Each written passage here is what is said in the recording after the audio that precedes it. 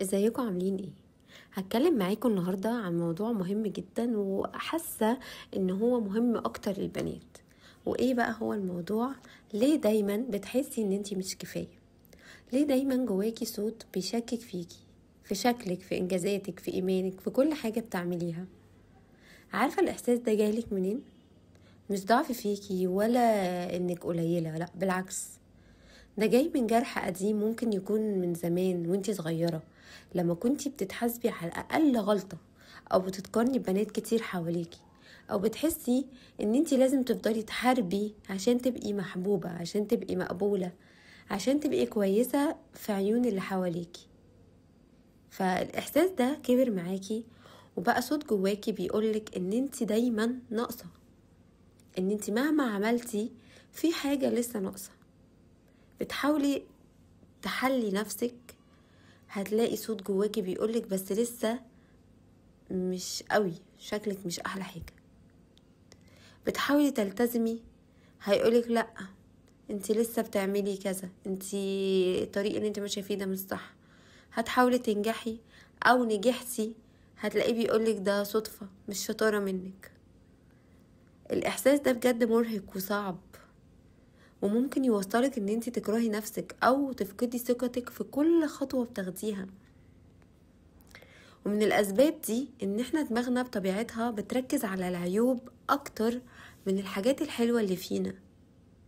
فليه نعمل كده؟ وطبعا السوشيال ميديا مش بترحمنا، كل يوم بنشوف بنات شكلهم خطير وحياتهم تحفة وبشرتهم صافية وعاملين إنجازات كبيرة وقد إيه حياتهم ما فيهاش غلطة. فانت بتيجي تقارني نفسك بيهم، وبتنسي اللي قدامك ده مجرد حاجة كده فيك، مش حقيقية خالص، والله كله تمثيل. وتنسي ان كل واحدة برضو ليها ظروفها وليها طريقتها وليها حياتها.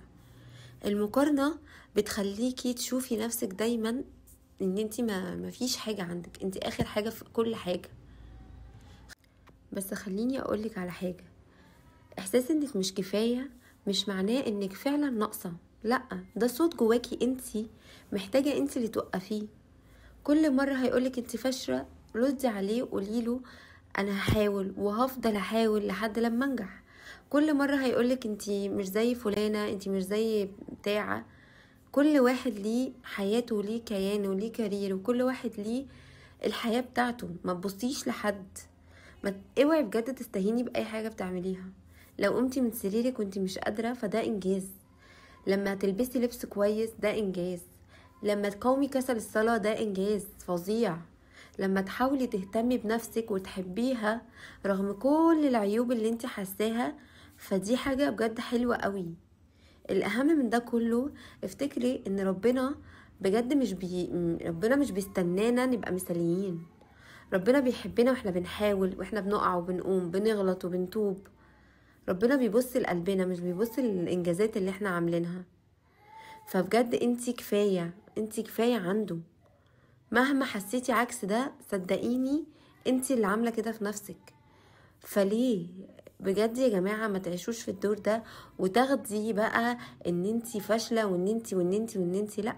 طوري من نفسك واشتغلي على نفسك، وقفي مقارنات، وقفي تحطيم في نفسك. اعرفي ان انتي قوية وجامدة ومثالية وما فيكيش غلطة، واشتغلي بقى على ده.